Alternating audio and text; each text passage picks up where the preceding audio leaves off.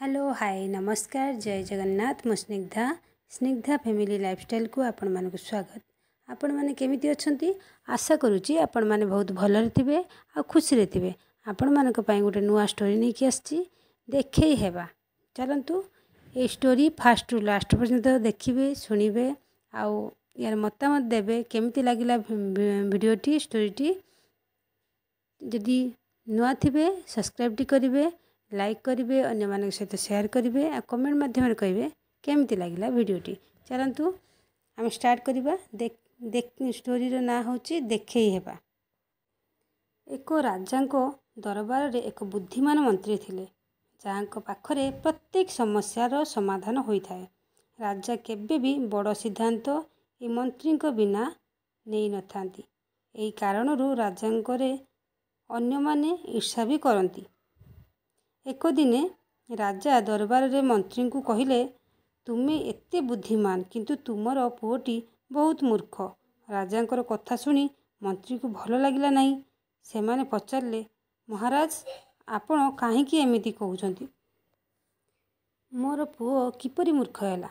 राजा कहिले प्रतिदिन सकाळे मु जनतांको सहित मिलिबाकू जाए सेठारे तुमर पुओ भी थाए। मु ताकू एक प्रश्न करे सुना और चांदीर केउठी अधिक मूल्य। तुमर पुओ प्रतिदिन चांदी ही कुए। राजा को कथा सुनी समस्ते हसिले और मंत्री को अपमान हैला बढ़िया लागिला जे कि एमिति कथा कौन पई राजा कहिले। शुणिकी मंत्री को टोटाल भल लागिलानी। से घर जाई मंत्री पुओ को पचारले सुना और चांदीर मूल्य केते। पुओ तुरंत कहिला सुना बाबा सुना परा। बापा पुओर कथा शुणिकी मंत्री पचारले ताहाले तुमे राजा को काहेकि भूल उत्तर देउछ। चांदीर मूल्य कम बोली जानिथिले भी काहेकि एमिति कहउछ। पुओ कहिला बापा प्रतिदिन राजा बाजार को आसी जनतांको सहित मिलती सेथिरे सेमाने मो सम्मुखरे दुईटी सिक्का रखती आ गोटिए सुनार आ गोटिए चांदीर पचारती एथिरु केउठी अधिक मूल्यवान। सबुदिन से गोटिए क्वेश्चन पचारती आ जदि मु सुना को ही कहबी ना सुनार सिक्का नहीं जिबे आ परवर्ती दिन सेमाने मते किछि देबे नहीं। सेथिबाई मु सदा बेले चांदी कुहे एवं चांदीर सिक्का उठांती। एभली प्रतिदिन राजा को हसई पुओ चांदीर सिक्का ही संचय करुथिले। मंत्री पुओ को पचारिले तुमे सेई सबु सिक्का को कौन कर। पुओ तांको मंत्री पुओ से घर को नहीं कि गोटे चांदीर सिक्कार गोटे पेटीटे ही देखैले गोटे बाक्स ही देखैले आ मंत्री ता देखी आश्चर्य हो पड़िले।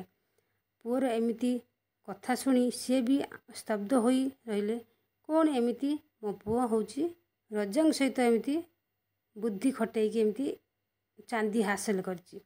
तो एइथिरु मंत्री तो बहुत आश्चर्य हो पड़ले। पुओ कहिला कि जेउ दिन मु ठीक उत्तर दे देबी ना से दिनरु राजा पचारिबा बंद कर देबे एवं मु प्रतिदिन एई सिक्का हासिल करि परिबिनी। एभली हेले मोर क्षति हबो। मंत्री पुओर चातुर्य को देखी राजा को कहिले ओ बहुत प्रभावित हेले। शिक्षा ये गोटे हूँ बड़ शिक्षा। आमे आमर काबिलियत को देखेबा उचित नुहे।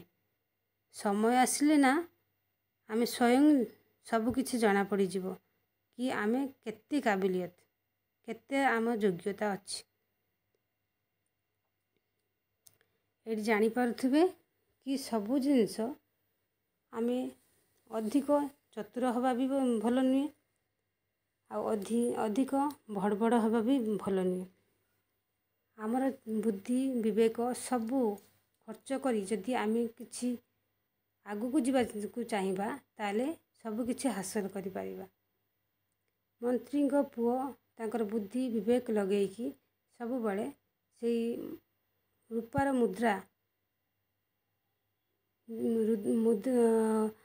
मुद्रा को सब बळे हासिल करथिले। से चाहिथिले तो सुनार मुद्रा आनी पारथांते किंतु सुनार जदि जेतेबेले से सत कथा कहीदेवे ना ताने आउ से सुनार कौन रूपार किछि ही पाइबेनी सेथिपाई से एमिति ही मिछ ही कहिथिले। जदि भिडियोटी भल स्टोरीटी भल लगे निहाती अन्य सहित शेयर करेंगे लाइक करेंगे आ नुआ थिले सब्सक्राइब करेंगे कमेंट माध्यम कहे स्टोरीटे केमिति लगिला। रोची बाय बाय जय जगन्नाथ।